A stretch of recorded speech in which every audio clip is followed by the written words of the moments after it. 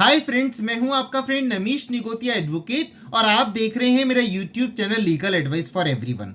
दोस्तों, आजकल सबसे ज़्यादा मैट्रिमोनियल डिस्प्यूट होते हैं, डाइवोर्स पिटिशंस केस कोर्ट्स में फाइल होती है, दहेज के केसेस कोर्ट में फाइल होते हैं, क्योंकि लड़के और लड़की दोनों का ही पेशेंस लेवल ख़त्म होता जा रहा है। परंतु कोर्ट्स इस बारे में प्रयास करती है कि उनका परिवार ना बिखरे और जो मैट्रिमोनियल लाइफ है वो अच्छे और सुचारू रूप से चलती रहे। इस बारे में कंसिलिएशन टॉक्स करवाई जाती है। तो आज के इस वीडियो में हमें डिस्कस करेंगे कि सेक्शन 23 सब सेक्शन 2 में हिंदू मैरिज एक्ट में क्या प्रोविज़न है कंसिलिएशन टॉक्स के, समझौता वार्ता के, और इस बारे में द फैमिली कोर्ट एक्ट 1984 का सेक्शन 9 क्या कहता है और कोर्ट किस तरह से सुप्रीम कोर्ट के डायरेक्शंस के अनुसार या फैमिली कोर्ट एक्ट की भावना के अनुसार समझाने के प्रयास करती है दोनों पक्षकारों को, ताकि उनका परिवार ना बिखरे। इससे पहले मैं निवेदन करूं कि यदि आपने मेरा चैनल सब्सक्राइब नहीं किया है तो मेरा चैनल सब्सक्राइब कर लीजिए, और यदि आपको मेरी वीडियोस पसंद आए तो उनको लाइक और शेयर जरूर कीजिए। दोस्तों, आज के भाग दौड़ भरी जिंदगी में लाइफ से बहुत ज़्यादा एक्सपेक्टेशंस होते हैं लड़के को और लड़की को, तो इसलिए बहुत जल्दी ही दोनों में एग्रेशन आ जाता है, दोनों में गुस्सा आ जाता है। उस एक्सपेक्टेशन पर हस्बैंड या वाइफ खरे नहीं उतरते हैं तो वे तुरंत फैमिली कोर्ट की राह पकड़ लेते हैं, डाइवोर्स पिटीशन फाइल करने के लिए तैयार हो जाते हैं।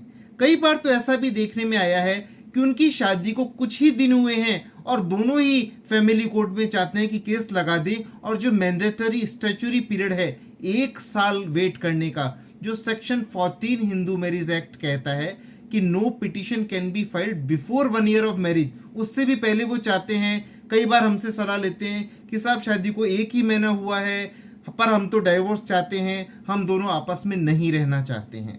तो इसके लिए आजकल क्या हो रहा है साहब, सोशल नहीं सोशल मीडिया का ज़माना है।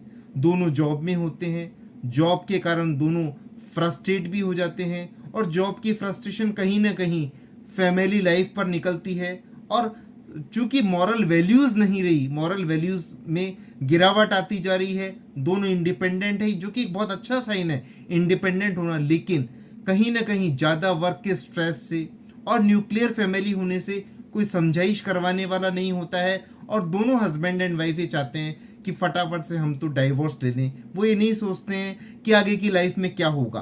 परंतु हमारी लेजिस्लेचर ने और कोर्ट्स ने इसका प्रबंध कर रखा है कि वह पहले दोनों को समझाइश वार्ता करेंगे, दोनों को समझाएंगे कि देखिए, हिंदू मैरिज एक सैक्रामेंट है, पवित्र बंधन है, और इसको मत तोड़िए, क्योंकि एक पूरी फैमिली खराब हो जाती है, दोनों की लाइफ डिस्टर्ब हो जाती है, कोर्ट कचहरियों में भी समय लगता है, और एक मेंटल हरासमेंट भी हस्बैंड और वाइफ का दोनों का आपस में होता है। कई बार सच्चे, कई बार दोनों झूठे एलिगेशन लगाते हैं। तो देखिए सेक्शन 23 हिंदू मैरिज एक्ट क्या कहता है।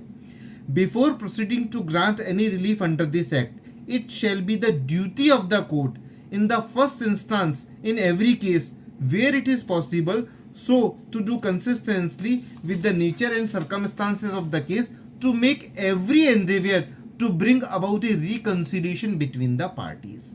इसका क्या मतलब हुआ दोस्तों? इसका ये मतलब हुआ कि कोई भी रिलीफ ग्रांट करने से पहले, जैसे मान लीजिए एक डाइवोर्स पिटीशन फाइल हुई, तो उसमें रिलीफ क्या होगा कि वो विवाह विच्छेद कर दिया जाए। तो कोई भी रिलीफ ग्रांट करने से पहले कोर्ट की ये ड्यूटी बनती है कि वो दोनों को समझाइश करें, रिकंसाइल करने की कोशिश करें। अब इसकी प्रक्रिया क्या होती है ये बाद में जानेंगे। पहले हम सेक्शन 9 फैमिली कोर्ट एक्ट की जो सेक्शन 9 का प्रोविज़न है वो भी बड़ा इंपॉर्टेंट है, तो हम वो भी जान लेते हैं। मैं पढ़ना चाहूँगा। In every suit or proceeding Endeavour shall be made by the family court in the first instance where it is possible to do consist with the nature and circumstances of the case to assist and pursue the parties in arriving in a settlement in respect of the subject matter of the suit or proceeding, and for this purpose a family court may, subject to any rule made by high court, follow such procedure as it may deem fit। इसका क्या मतलब हुआ? इसका यही मतलब हुआ जो अभी सेक्शन 23 सब क्लॉज 2 का था, कि कोई भी कंक्लूजन से पहले फैमिली कोर्ट पार्टीज को समझाएगी और ये प्रयास करेगी कि उनमें रिकंसिलिएशन हो जाए और उनका परिवार बचा रहे। अब इसका सब सेक्शन 2 भी बड़ा इंपॉर्टेंट है। If in any suit or proceeding, ध्यान से सुनिएगा, at any stage it appears to the family court that there is a reasonable possibility of a settlement between the parties, the family court may adjourn the proceeding for such period as it thinks fit to enable attempts to be made to effect such a settlement। कितना अच्छा provision दिया है sub clause 2 section 9 the families court act का। इसमें क्या बताया गया है, किसी भी स्टेज पर देखिए, सबसे पहले तो फर्स्ट इंस्टांस में जैसे मान लीजिए वाइफ डाइवोर्स पिटीशन फाइल करती है तो वो हस्बैंड को नोटिस जाते हैं, और जैसे ही हस्बैंड अपीयर होते हैं तो कोर्ट ये प्रयास करती है कि उनमें रिकंसिलिएशन टॉक्स करवाई जाए, समझौता वार्ता करवाई जाए। लेकिन मान लीजिए वो समझौता वार्ता उस समय फेल हो जाती है तो सेक्शन 9 फैमिली कोर्ट एक्ट का सब क्लॉज 2 क्या कहता है, एट एनी स्टेज, किसी भी स्टेज पर, मान लीजिए एविडेंस भी हो गई, मान लीजिए बहस अंतिम में भी प्रकरण आ गया, फिर भी कोर्ट को लगता है कि इनमें पॉसिबिलिटी है तो कोर्ट तारीख देगी, केस को एडजर्न करेगी और दोनों में समझौता वार्ताएं कराएगी। अब देखिए इसकी प्रक्रिया क्या होती है, तो देखिए सबसे पहले जैसे ही पार्टीज अपीयर होती है तो कोर्ट दोनों को बुलाकर कहती है कि देखिए आप एक परिवार हैं, परिवार को बिखरने से बचाइए और आप समझौता वार्ता के लिए कंसीलिएशन ऑफिसर के पास जाइए, और कोर्ट दोनों पार्टीज को कंसीलिएशन ऑफिसर के पास भेजती है। अब कंसीलिएशन ऑफिसर कौन होते हैं, वो समाज के प्रबुद्ध व्यक्ति होते हैं जिनको स्पेशली ट्रेंड किया जाता है इस पर्पस के लिए, और वो एक्सपीरियंस भी रखते हैं। वो बिठा करके बड़े खुशनुमा माहौल में बिठाते हैं, दोनों को समझाते हैं कि देखिए शादी एक पवित्र बंधन है, आप दोनों की जिंदगियां खराब हो जाएगी, आप समझौता कर लीजिए। यदि थोड़ा सा ईगो भी है तो एक बार ईगो को साइड में रख करके एक दूसरे को समझते हुए, छोटी छोटी गलतियों को इग्नोर करते हुए आप आपस में समझिए और प्रेम से बतौर पति पत्नी शादी में मैट्रिमोनियल होम में रहिए। यदि समझौता वार्ता सफल हो जाती है तो कंसीलिएशन ऑफिसर एक रिपोर्ट बना करके कोर्ट को भेज देते हैं कि दोनों में समझौता वार्ता सफल हो गई है। फिर कोर्ट अकॉर्डिंगली प्रोसीड करते हैं। मान लीजिए वो कोई शर्तें रखते हैं एक दूसरे की, तो शर्तें मान ली जाती है और कोर्ट उनको ऑर्डर में लिख देते हैं कि साहब ये आप दोनों ही शर्तें मानिए। अब यदि कंसीलिएशन टॉक्स फेल हो जाते हैं तो कंसीलिएशन ऑफिसर एक रिपोर्ट बना के भेज देते हैं कि देखिए मैंने समझौता वार्ता का प्रयास किया परंतु यह समझौता वार्ता विफल हो गई। कोर्ट दोबारा समझौता वार्ता के लिए भेज सकते हैं, कोई दूसरे कंसीलिएशन ऑफिसर को अपॉइंट कर सकते हैं, तिबारा भी भेज सकते हैं कंसीलिएशन टॉक्स या समझौता वार्ता के लिए। अब एक बार इस बारे में सुप्रीम कोर्ट का एक बड़ा महत्वपूर्ण जजमेंट है, वो भी डिस्कस करेंगे। मैं कहता हूं कि यदि कोर्ट्स कंसीलिएशन टॉक्स के लिए एक बार ही भेजती है और पार्टी किसी पक्षकार को लगता है कि देखिए मैं अपनी गलती मान रहा हूं और कोर्ट एक बार समझाइश वार्ता पुनः कराए तो वो पक्षकार भी कोर्ट के सामने एप्लीकेशन लगा सकता है।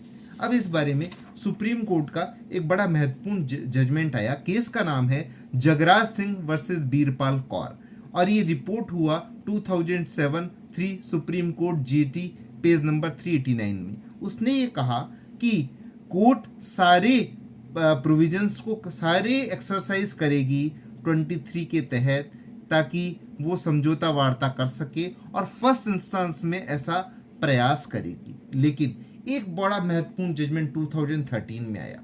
उसने फैमिली कोर्ट्स को डायरेक्शन दी। केस का नाम है के श्रीनिवास राव वर्सेस डी.ए. दीपा। डिसाइड हुआ 22 फरवरी 2013 को ऑनरेबल सुप्रीम कोर्ट के द्वारा। इसमें क्या कहा गया, उन्होंने सारे देश के फैमिली कोर्ट्स को गाइडलाइंस दी कि आप समझौता वार्ता कराएंगे। यदि कंसीलिएशन ऑफिसर फेलियर की रिपोर्ट भी भेज देते हैं, फेलियर की रिपोर्ट मतलब समझौता करवाने वाले जो ऑफिसर होते हैं वो ये कहते हैं कि पार्टीज में समझौता नहीं हो पाया है, तो भी मैटर को मीडिएशन सेंटर में जहां पर रिटायर्ड जजेस होते हैं, एक्सपीरियंस एडवोकेट्स होते हैं, उनके पास भेजेंगे। वो प्रॉज एंड कॉन समझाएंगे।